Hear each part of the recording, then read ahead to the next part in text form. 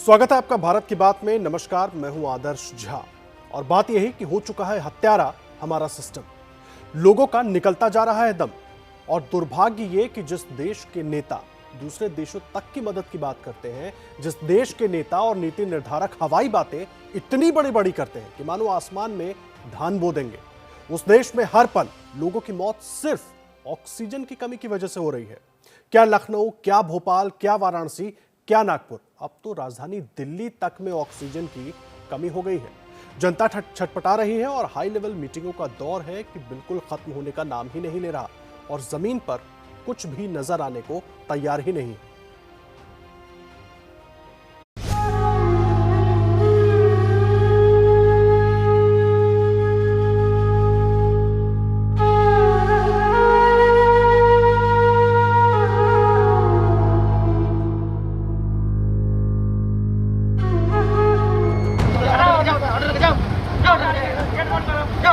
आप देख सकते हैं तस्वीरों में किस तरीके से बस में जाने के लिए जो है जिद्दोजहद कर रहे हैं। पिछले 2 दिनों से लिक्विड ऑक्सीजन की कमतरता की वजह से हम जूझ रहे हैं। दिमाग परेशान करने वाली तस्वीरें हैं। सबसे ज़्यादा जो दुखी करने वाली तस्वीरें हैं वो बच्चों की हैं। बच्चों के लिए खाने पीने का सामान लेके जा रही हैं। कुछ है खाने का? कुछ नहीं। व्यथाएं इतनी हैं कि क्या बताएं, दुखद कथाएं इतनी हैं कि क्या बताएं। क्या बताएं कि सरकारी सिस्टम फेल चौपट हो चुका है। क्या बताएं कि हवाबाज नेताओं के दौर में ऑक्सीजन की कमी से इंसान मृत्यु लोक की चौखट पर खड़ा है। कोई बीमार पड़ा है, कोई लाचार पड़ा है। और कैसे बताएं कि वाराणसी में मौत के बाद भी एक बेटा अपनी मां के कदमों पर ई रिक्शा में बेजार पड़ा है।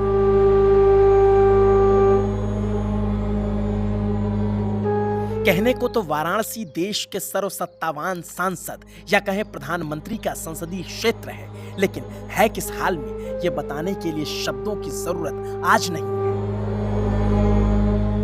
कहने को तो वाराणसी में विकास की गंगा बह गई है, लेकिन उस गंगा में जीवन की धारा शायद कहीं खो सी गई है।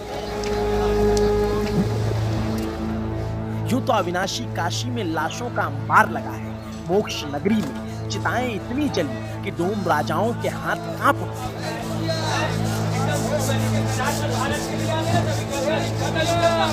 व्यथाएं इतनी दिखी कि संवेदनाओं का व्योम मंडल फट सा गया। इस समय तो समझ लीजिए आपका 150, 160, 70, 80, 200 के लमसम बॉडी आ रही है। एक बार में आपका कम से कम 40 बॉडी जल रही है। कोविड वाली बॉडी है वो हरिचंद घाट पे जा रही है। लेकिन जो सस्पेक्टेड है, जिसकी जांच नहीं हुई है, वो तो आ रहा है, तो उसके लिए तो कोई भी नहीं बता सकता है। उनके घर वाले तो खुद ही नहीं बता सकते, तो हम लोग तो बॉडी जलवा रहे हैं, हम लोग को क्या पता होगा। लेकिन आज जौनपुर के निवासी विनीत सिंह ने जब मां की आंखों के सामने यूं बीएचयू अस्पताल के सामने दम तोड़ दिया, तो फिर समूचे हिंदुस्तान की रूह सिर्फ एक तस्वीर देख कांप उठी।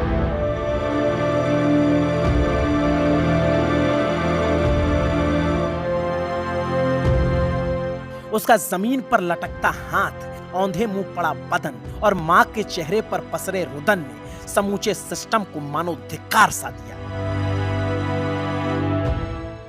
इलाज के अभाव में विनीत की मौत हो गई।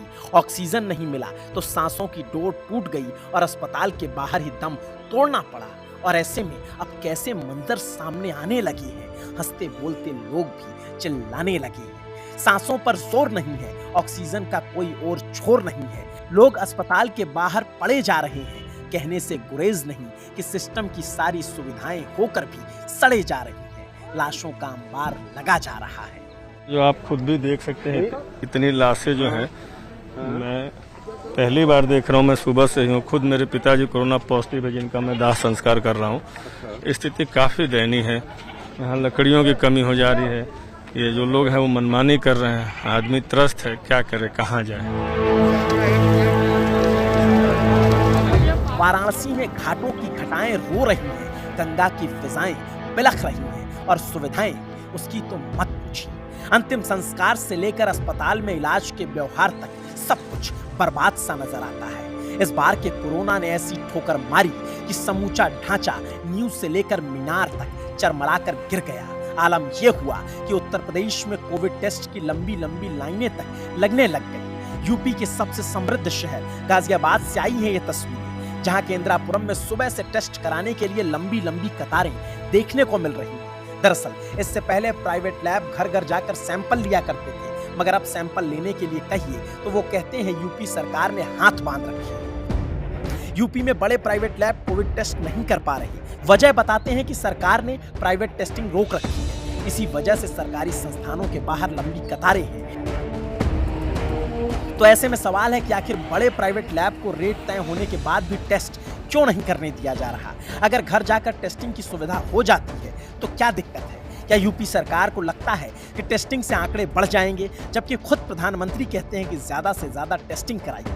अगर यूपी सरकार बड़े प्राइवेट लैब को टेस्ट करने की अनुमति दे दे तो पॉजिटिव की लाइन में नेगेटिव लोग लगने से आसानी से बच सकते हैं। मगर इस संकट के बाद भी ऐसा हो नहीं रहा, जबकि मुश्किल ये है कि हजारों लोगों का टेस्ट न होने के बावजूद ऑक्सीजन लेवल लगातार तेजी से गिर रहा है। रिपोर्ट न होने की वजह से अस्पताल उन्हें एडमिट नहीं कर रहे हैं और ऐसी स्थिति में कई लोग अस्पताल के बाहर ही दम तोड़ रहे हैं और कई लोग अस्पताल के बाहर सांसों के लिए लड़ रहे हैं। राजधानी लखनऊ में स्वास्थ्य सेवाएं वेंटिलेटर पर जा चुकी हैं। हालत ये है कि मरीजों को भर्ती करने की जगह नहीं मिल रही और ऐसे में मरीज और उनके तीमारदार सड़कों पर मरने को मजबूर हैं, जैसा कि डीएम अभिषेक प्रकाश ने कहा था। मेरे फादर को कोविड पॉजिटिव है, बेड हम लेने आए, कोई बेड नहीं मिल रहा है। 65 साल की उम्र है, डॉक्टर ने क्रिटिकल बताया है, बोला है कि अगर ये जरा देर भी घर पे रह गए तो ये मर जाएंगे, इनको फौरन बेड दिलाइए, एडमिट करिए। हम लोग प्राइवेट भी एडमिट करने को तैयार हैं। कम से कम मेरे बाप तो बच जाए, मेरी माँ भी नहीं है, हम अनाथ हो जाएंगे अगर बेड नहीं मिला हमें। जिंदगी की सांसों का ऐसा सितम पहले ना कभी देखा था, ना कभी कोई देखना चाहेगा। मगर वर्तमान व्यवस्था का सच यही है कि 1 साल का समय मिलने के बावजूद कोई भी सरकार काम नहीं कर पाई और सिर्फ आंकड़ेबाजी करती रही। सच्चाई यह है कि जिस देश में हवाबाज नेताओं, नीति नियंताओं की कमी नहीं, वहां लोग ऑक्सीजन की कमी से मर रहे हैं।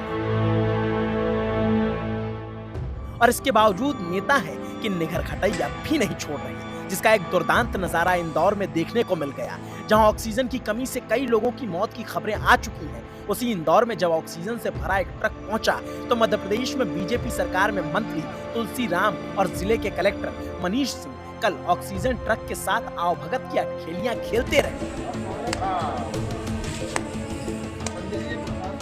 वहां मरीजों का दम घुट रहा था, परिजनों की आस टूट रही थी और इनकी बेशर्मी देखिए कि गुब्बारे लगाकर 45 मिनट तक पूजा पाठ कर नौटंकी करते रहे। लाशों पर राजनीति करने वाले कम से कम छटपटाती सांसों को तो छोड़ देते, यहाँ तो राजनीति बंद कर देते, वरना सवालों का जवाब तो दे देते। कि कांग्रेस भ्रम फैला रही है, कांग्रेस को राजनीति करना है, बयानबाजी करना है। मैं निंदा करता हूँ। कहीं भी टैंकर रुका नहीं, टैंकर उल्टा, टैंकर के आगे और पीछे पुलिस की गाड़ियाँ थी, वो लगातार ले आई। पर जहाँ आके टैंकर खाली होता है, जिस फिलिंग स्टेशन पे खाली होता है, उसमें कुछ घंटे लगते हैं, तो वो वहाँ खाली हो रहा था और वहाँ जाके उस ड्राइवर का स्वागत किया। वो भी इसलिए किया कि वो ड्राइवर नॉन स्टॉप वहाँ से निकला था और यहाँ पहुँचा था समय पे, तो एक उसका उत्साहवर्धन करना था ड्राइवर का। और इस प्रकार अगर कांग्रेस भ्रम फैलाएगी जनता की, तो मैं निंदा करता हूँ। इसमें राजनीति नहीं करना चाहिए। ये बात मेरे संज्ञान में। राजनीति का रोना रोते, सवालों से भागते ये वो मंत्री तुलसी राम है जो आपदा के समय में भी फुटेज खाने की नौटंकी कर रहे हैं। और शायद सियासत के इसी चरित्र ने देश का बेड़ा गर्क कर दिया है। चाहे किसी भी पार्टी की सरकार कहीं भी क्यों ना हो, हाल हर जगह एक सरीखा। क्योंकि झारखंड के रांची से आई तस्वीर कम भयावह नहीं है। यहाँ भी शमशानों में एम्बुलेंस की कतारें हैं। अंतिम आहुति तक के लिए घंटों तक इंतजार अपनों को करना पड़ रहा है।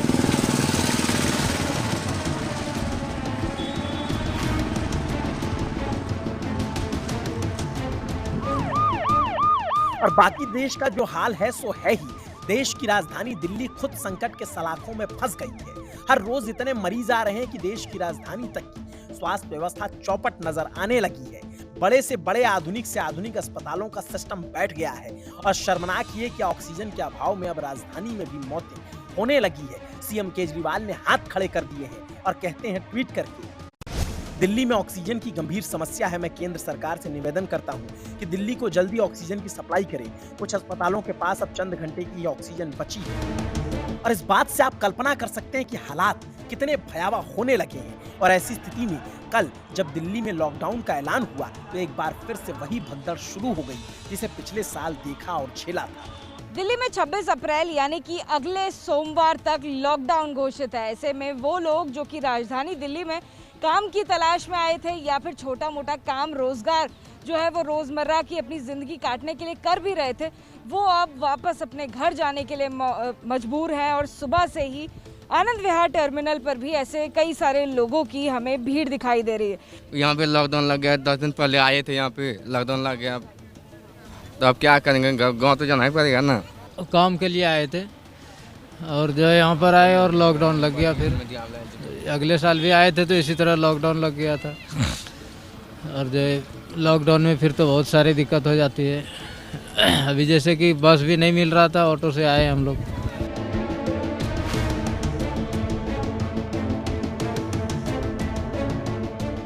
भले ही एक बार को लगे कि कहीं ये तस्वीरें पिछले साल की तो नहीं, लेकिन सच तो ये आज का है। और उससे भी बड़ा सच ये कि जो लोग पिछले साल गए थे तब देश में कोरोना के 1000-2000 केस थे। आज की स्थिति में सिर्फ सरकारी आंकड़ों की ही मान ले तो 2.5 लाख से ज्यादा केस हर रोज आ रहे हैं। और ऐसी स्थिति में ये भीड़ उफ, कहीं कयामत ना ढा दे। काम हो नहीं रहा है, सारे काम बंद करवा दिया। पुलिस आता है, बंद करवा देता है, काम करने देता है नहीं है। पकड़ काम बंद हो गया, पहले बोला कि दो दिन लॉकडाउन होगा, उसके बाद फिर 1 दिन बीच में गैप दिया, फिर 6 दिन बंद कर दिया, फिर आगे बंद कर देगा। फिर कैसे रहेंगे हम लोग यहाँ? इसीलिए हम लोग वापस जा रहे हैं। दिल्ली में कोई काम नहीं मिल पा रहा था अभी? नहीं, कोई काम नहीं। लॉकडाउन के लिए सब बंद है, सब बंद है। और इन 7 दिनों में दिल्ली में रहने का कोई जगह नहीं है? दिल्ली में रहने के लिए कोई जगह नहीं है, जगह नहीं है रहने का। हाँ, बच्चों के लिए खाने पीने का सामान लेके जा रही हैं, कुछ है खाने का? कुछ नहीं, नहीं।